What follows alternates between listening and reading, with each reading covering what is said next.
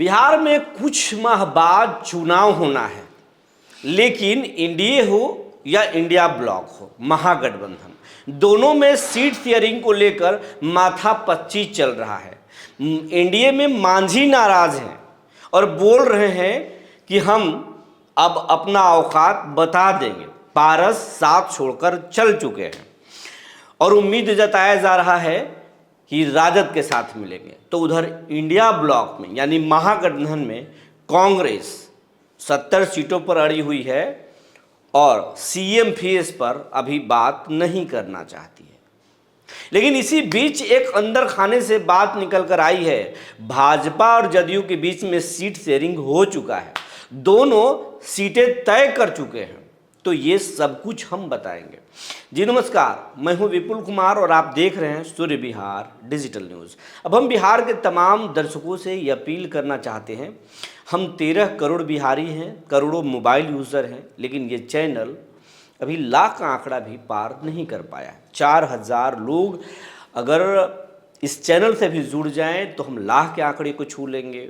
लेकिन हम चाहते हैं कि हमें पूरे बिहारी परिवार का साथ मिले। जल्द से जल्द अगर आप इस चैनल को सब्सक्राइब नहीं किए हैं तो सब्सक्राइब कर लें, बेल आइकन को दबा लें और लाख का ना सिर्फ आंकड़ा पार कराएं बल्कि मिलियन का भी सफ़र तय कराएं। अगर आप हमें फेसबुक पर देखते हैं तो पेज को फॉलो करना ना भूलें। अब खबर आपको विस्तार से बताने जा रहे हैं। बिहार में अगर हम एनडीए परिवार की बात करें तो आपको सबसे पहले हमें आपको आंकड़ा बताना पड़ेगा कि बिहार में एनडीए की जो सरकार है, उस एनडीए की सरकार में किस दल के पास कितने विधायक हैं मौजूदा सरकार में। तो सबसे बड़ी पार्टी बिहार में बीजेपी है और बीजेपी के पास 80 विधायक हैं। अभी जनता दल यूनाइटेड के पास 45 विधायक हैं, लेकिन 20 सालों से मुख्यमंत्री नीतीश कुमार ही लगातार सीएम के कुर्सी पर काबिज है और बड़े भाई की भूमिका में है। ज़्यादा विधायक हो या कम विधायक हो, बड़े भाई की भूमिका में नीतीश ही हैं और आगे भी नीतीश रहेंगे। अभी तक भाजपा यही बोल रही है, लेकिन इसके भी पीछे खेल बताया जा रहा है कि भाजपा चाहे कुछ भी बोल ले, नीतीश को नेता तो मान रही है, लेकिन अगर सीटें मजबूत जीत गई बीजेपी तो महाराष्ट्र वाला खेल हो जाएगा। लेकिन जेडीयू का फिलहाल 45 विधायक हैं बिहार में। अगर हम बात की करें हिंदुस्तानी आवाम मोर्चा का, जिसके मुखिया हैं बिहार के पूर्व मुख्यमंत्री जीतन राम मांझी और मोदी कैबिनेट के मंत्री जीतन राम मांझी, उनके 4 विधायक हैं और वो 30 सीट मांग रहे हैं, कम से कम 20 सीट मांग रहे हैं। उसके बाद में एनडीए में 2 निर्दलीय विधायक हैं, एक सुमित सिंह हैं और दूसरा शंकर सिंह जो सरकार के साथ है, और कुछ राजद छोड़ के आए हुए विधायक भी सरकार में हैं। और बहुमत का फिलहाल जो आंकड़ा है, जो नीतीश कुमार के पास जो आंकड़े हैं सरकार के, 137 विधायकों के हैं और बिहार में कुल जो है 243 सीटें हैं और बहुमत के आंकड़े 122 हैं। अब नीतीश कुमार लंबे समय से बिहार के शासन को, सत्ता को अपने उंगलियों पर नचा रहे हैं, चाहे वो बीजेपी हो या आरजेडी हो, दोनों ने कभी कोई कसर नहीं छोड़ा अपनी सरकार बनाने के लिए, नीतीश कुमार से उबरने के लिए। लेकिन नीतीश कुमार का ऐसा सोशल इंजीनियरिंग है कि कोई भी राजनीतिक पार्टी नीतीश से उबर नहीं पाया और नीतीश कुमार फिर एक बार ऐसा पारी खेलना चाहते हैं, ये आखिरी पारी, क्योंकि उनका उम्र भी हो रहा है और उनके हाल के दिनों में उनके जो व्यवहारों में परिवर्तन आ रहे हैं उससे उनके सेहत पर भी सवाल खड़े हो रहे हैं और लोग कह रहे हैं कि नीतीश बीमार हैं और अब वो सरकार चलाने लायक नहीं है, उनकी सरकार को कोई दूसरा चला रहा है। ये खुल्लम खुल्ला आरोप पहले बीजेपी भी लगाती रही है, अब तेजस्वी यादव भी लगा रहे हैं, उन पर सवाल खड़े करते रहे हैं। लेकिन लोग कह रहे हैं कि अगर नीतीश बीमार हैं तो फिर नीतीश से आप उबर क्यों नहीं पा रहे हो, चाहे बीजेपी भी क्यों नहीं उबर पा रही और तेजस्वी यादव भी कभी कभी बोलते तो हैं, कभी कभी चाचा के प्रति प्रेम भी झलका देते हैं, तो उबर क्यों नहीं पा रहे हैं। तो नीतीश कुमार बीजेपी के साथ फिलहाल हैं और अगले चुनाव के लिए उन्होंने एक सीट शेयरिंग लगभग कर लिया है, जिसकी जानकारी चिराग पासवान को भी हो गई है और जिसकी जानकारी मांझी को भी हो गई। चिराग कुछ बोल नहीं रहे हैं, शायद उनको कुछ अच्छी सीटें मिल गई हैं, मांझी को झटका लगा है, इसीलिए मांझी अब चिल्लम चिल्ली कर रहे हैं और बोल रहे हैं कि हम भाग जाएंगे, हम लालू के साथ चले जाएंगे या हम दिखा देंगे, एनडीए को दिखा देंगे, ऐसी बात कर रहे हैं। अब हम बात करेंगे कि बीजेपी और जेडीयू में अगर सीटों का बंटवारा हुआ है तो कितने सीटों पर बीजेपी लड़ेगी और कितने सीटों पर नीतीश लड़ेंगे। तो आपको बता रहे हैं अंदर खाने से जो खबर निकल कर आई है, कुछ हमने नीतीश कुमार के करीबियों को भी नब्ज टटोलने की कोशिश की, कुछ बीजेपी वाले को भी हमने पूछा कि बड़े भाई की भूमिका में कब आएंगे, क्या आप महाराष्ट्र वाली खेल करेंगे या नीतीश कुमार को फिर मानेंगे भी लीडर। दोनों तरफ से जानकारी मिली तो बात यही हुई कि नीतीश कुमार से फिलहाल बीजेपी उबरने वाली नहीं है। कहानी ये है कि नीतीश कुमार 103 सीटों पर कम से कम चुनाव लड़ेंगे, बीजेपी से 3 ज़्यादा सीटों पर चुनाव लड़ेंगे, वो 5 ज़्यादा सीटों पर चुनाव लड़ना चाहते हैं। वो तो कह रहे थे कि हम 115 सीटों पर चुनाव लड़ेंगे, लेकिन बात वहाँ तक नहीं बनी।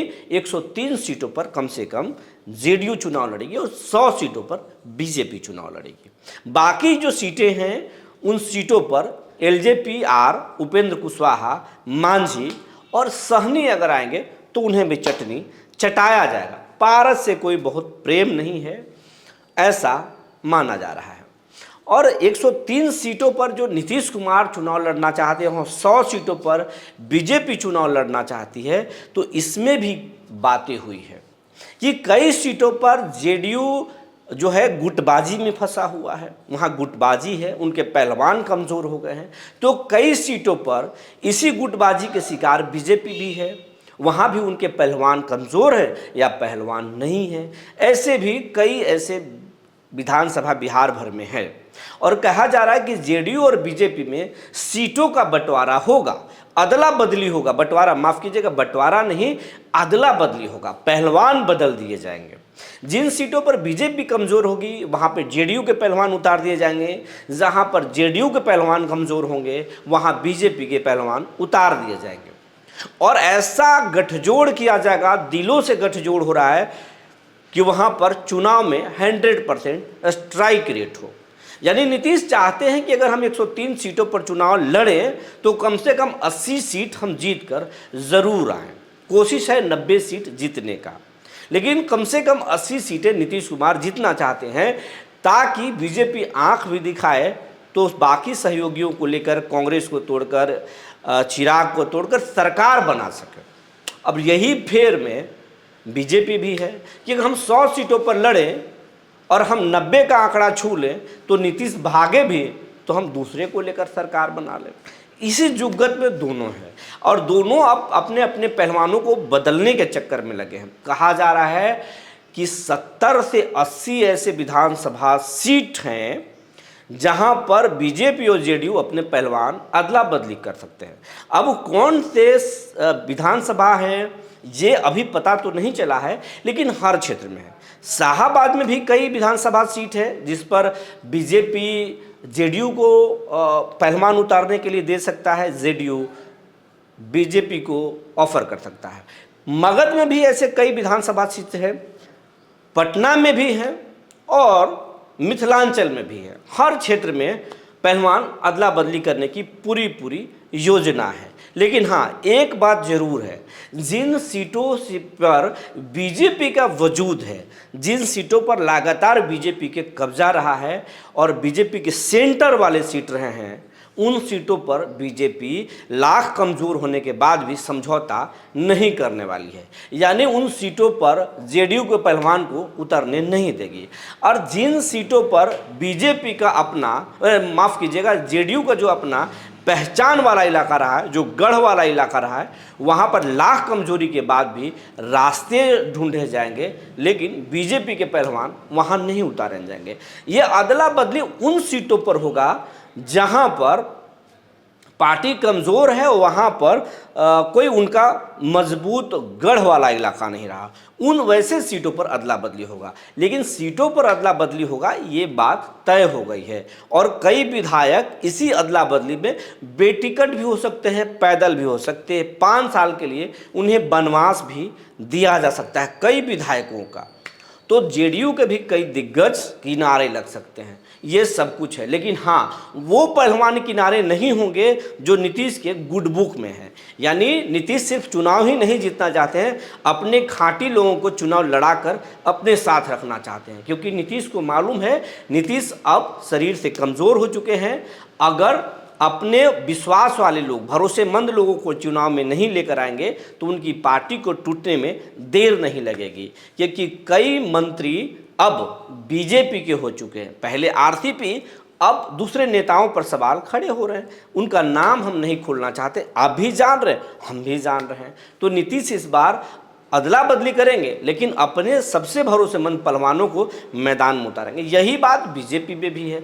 बीजेपी भी कई दिग्गज मैदान से बाहर हो सकते हैं, बड़े बड़े दिग्गज मैदान से बाहर होंगे जिनके बारे में आप सोच नहीं सकते हैं। वैसे वैसे दिग्गजों को किनारा लगाया जाएगा और नए नए पहलवान बीजेपी मार्केट में लॉन्च कर सकती है, जिससे जानने के बाद, जिनके चेहरे आने के बाद आप चौंक जाएंगे। और इस बार नए चेहरों को बीजेपी खूब मौका देना चाहती है। एक चीज़ और आपको बता रहे हैं, बीजेपी इस बार जातियों का विषाद ऐसा बिछाना चाहती है जिसके जानने के बाद आप चौंक जाएंगे। लालू यादव का सबसे बड़ा जो वोट बैंक है MY, उसमें से जो Y है, Y कार्ड इस बार बीजेपी खेलना चाहती है उन सीटों पर जहां पर मुस्लिम उम्मीदवार उतारेगी, आरजेडी विधायक उम्मीदवार या प्रत्याशी उतारेगी, वहाँ पर बीजेपी यादवों को भी लड़ा सकती है। उससे तेजस्वी का खेल बिगड़ सकता है। कुछ ऐसा ही खेल नीतीश बाबू भी करने वाले हैं। तो तैयारी एनडीए का बड़ा ज़बरदस्त है। अब देखिए तेजस्वी यादव के पोटली में क्या क्या है और राहुल कौन कौन से गुल खिला सकते हैं, क्योंकि कांग्रेस भी अलवारू को बहुत उम्मीद से भेजा है। जो जानकारी आएगी हम आपको ज़रूर बताएंगे। तब तक के लिए धन्यवाद।